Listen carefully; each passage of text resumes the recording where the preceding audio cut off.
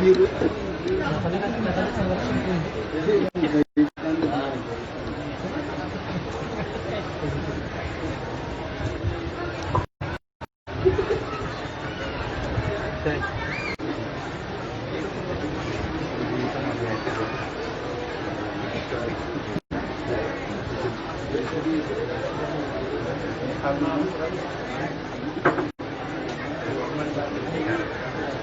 Bagaimana?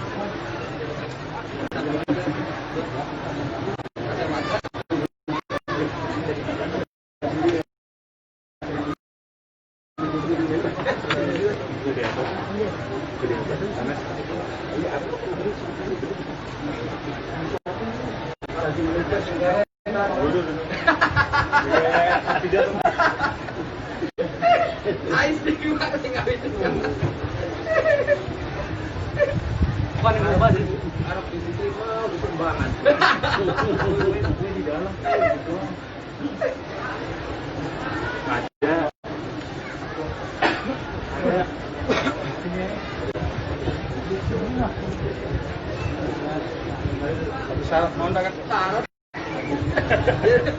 Bukan dari siapa nih? Tinggal beli di payung kok.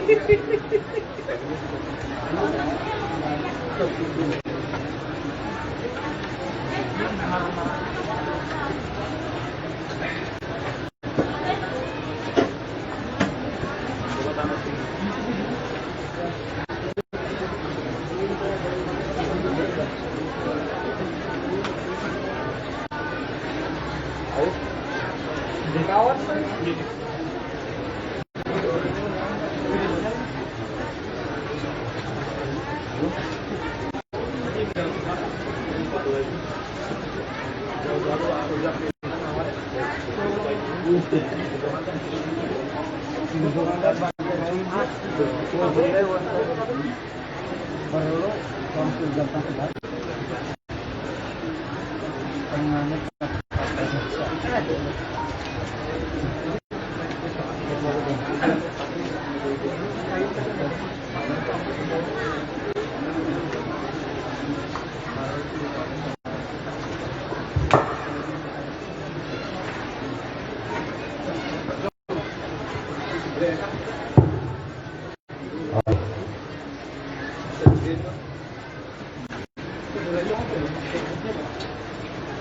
cek 1 2 3 kurang 4 cek 1 1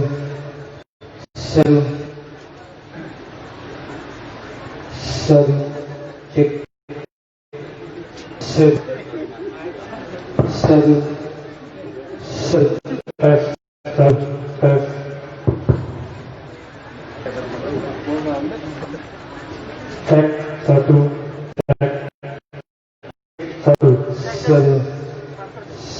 1 1 2 3 1 cek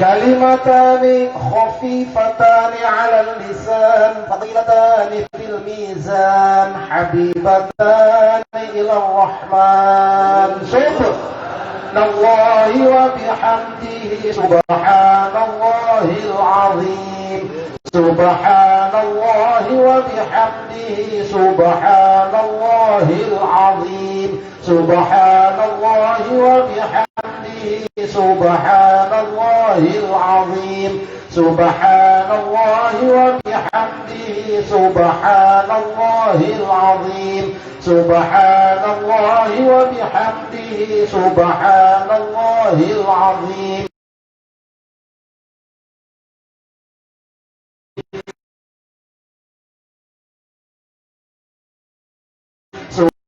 سبحان الله سبحان الله بحمده سبحان الله العظيم سبحان الله وبحمده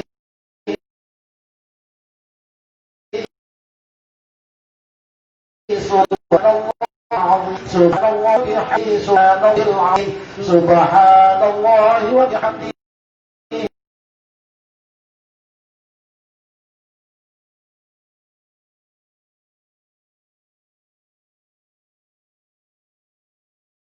سبحان الله سبحان الله بحمده اللهم بالدين وصحبه وسلم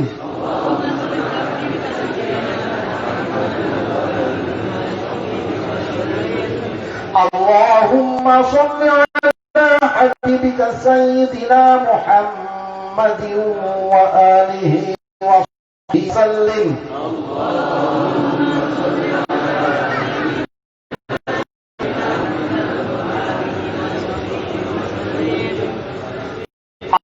اللهم صل على حبيبك سيد محمد وعلى آله وأصحابه وبارك وسلم أجمعين.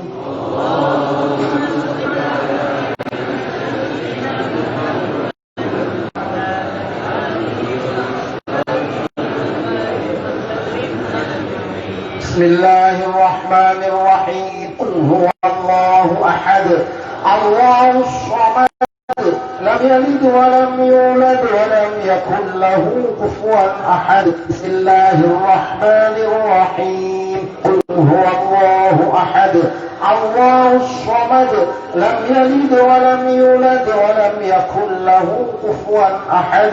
بسم الله الرحمن الرحيم. قل هو الله أحد الله الصمد لم يلد ولم يولد ولم يكن له كفوا أحد. لا إله إلا الله الحمد. بسم الله الرحمن الرحيم. قل أعوذ برب الفلق من شر ما خلق من شر غاسق إذا وقب ومن النفاثات في العقد ومن شر حاسد إذا حسد. لا إله إلا الله والله أكبر ولله الحمد. بسم الله الرحمن الرحيم. قل أعوذ برب الفلق من شر ما خلق ومن شر غاسق إذا وقب ومن شر النفاثات في العقد ومن شر حاسد إذا حسد. لا إله إلا الله والله أكبر ولله الحمد. بسم الله الرحمن الرحيم. قل أعوذ برب الناس ملك الناس إله الناس من شر الوسواس الخناس الذي. Pertama, mengasingkan diri di rumah adiknya, yaitu adalah Kiai Sulaiman yang berada di daerah Pesahan. Dan di situ Kiai Sulaiman juga sudah mempunyai majelis pondok pesantren di situ. Ketika menjadi seorang mufti, bukan Kiai Ismail datang kesalahan. Ketika menjadi mufti, salah satu putra raja yang akhirnya masyhur dengan sebutan Pangeran Sapik ini tidak bisa melepaskan diri dari Mbah Muqayyim, sehingga ketika Mbah Muqayyim keluar dari kekerabatan Cirebon, Pangeran Santri terus mengikutnya sampai juga berada pada daerah Pesawaran. Pangeran Santri juga mengikutinya menuntut ilmu kepada Mbah Muqayyim. Kemudian tercium lagi oleh Belanda, akhirnya juga menyerang pondok Kiai Ismail dan Pangeran Santri tertangkap. Mbah Muqayyim akhirnya mendapatkan bantuan dari salah satu sahabatnya, yaitu adalah Kiai Ardi Sela, ditempatkan di daerah Tuk Sindang Laut. Kemudian setelah itu Pangeran Santri dibawa oleh Belanda dan diasingkan atau dibuang di luar Jawa. Mbah Muqayyim kemudian pindah ke Danah Beji di daerah Pemalang. Di situ bertemu dengan Kiai Abdus Salam, salah satu murid daripada Pangeran Diponegoro, dan Mbah Muqayyim ikut berjuang bersama-sama sampai di tanah Aceh, ikut berjuang bersama dengan Kiai Abdus Salam. Kemudian ketika Mbah Muqayyim itu berada di tanah Beji, Cirebon mendapatkan wabah yang sangat luar biasa yang tidak bisa teratasi. Akhirnya mendapatkan beberapa nasihat bahwasanya yang bisa mengatasi wabah tersebut adalah Mbah Muqayyim. Akhirnya Belanda bersama dengan kerajaan Cirebon membujuk Mbah Muqayyim untuk kembali ke tanah Cirebon. Dan Mbah Muqayyim meminta atau memberikan satu syarat, yaitu adalah syaratnya pangeran santri yang tadi dibuang di luar Jawa dikembalikan lagi ke tanah Cirebon, dan akhirnya mereka mensepakati Mbah Muqayyim kembali ke tanah Cirebon, langsung wabah itu berhenti dan bisa diselesaikan. Hadirin hadirat bapak-bapak ibu kata hormat. Kemudian setelah Mbah Muqayyim kembali ke Cirebon, Mbah Muqayyim tidak kembali ke tempat semula ke Dawan Sela, tapi beliau langsung berada di pondok untuk pesantren yang berada di wilayah Mertapada Kulon. Tidak langsung membuka pesantren, tapi beliau melakukan tirakat berpuasa selama 12 tahun. Yang 12 tahun itu dibagi menjadi 4 gelombang. Yang pertama, puasa untuk menjadikan tanah yang akan menjadikan pondok pesantren ini menjadi tanah yang berkah. Yang kedua, berpuasa untuk para putra-putrinya, anak cucunya kelak, dan juga berpuasa untuk para santrinya. Di samping sudah barang tentu berpuasa untuk beliaunya sendiri. Dan alhamdulillah dengan tirat riyadhah yang begitu luar biasa dari Mbah Muqayyim, Mbah Muqayyim akhirnya bisa iqamah di pondok untuk pesantren sekarang ini, walaupun makna sekarang ada di daerah Tuk Sindang Laut, karena Randuan pada waktu itu pondok untuk pesantren masih belum mempunyai tanah yang akan dijadikan sebagai makbarah. Setelah Mbah Muqayyim pondok untuk pesantren takut kepemimpinannya beralih kepada Mbah Kiai Mutaat, yaitu mulai pada tahun 1780 sampai 1842.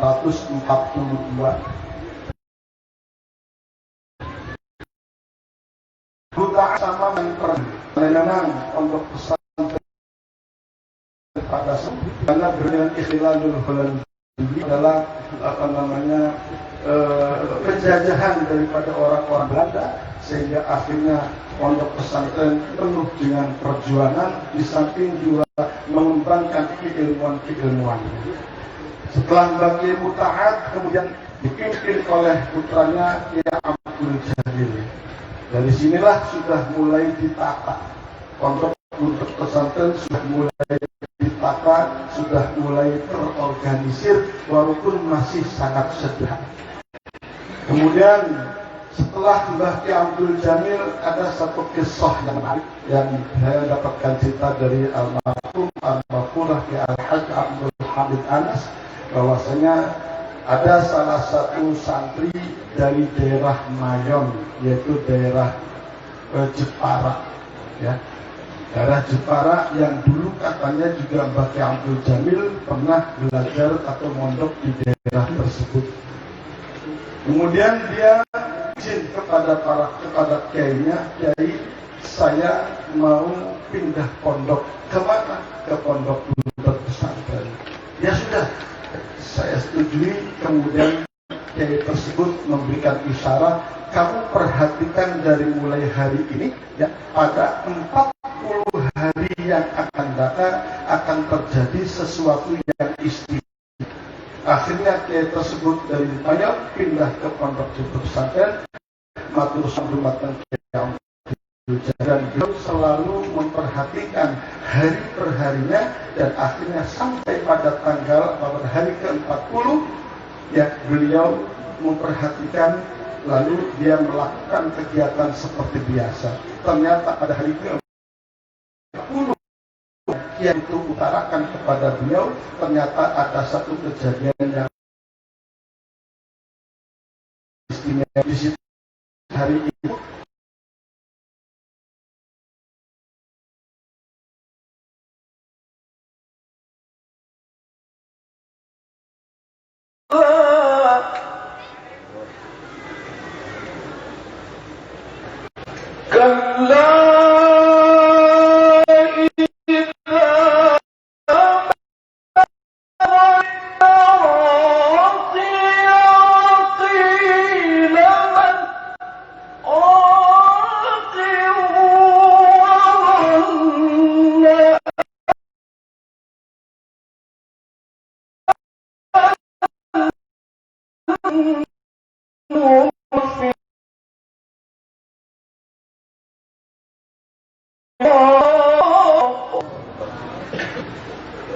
La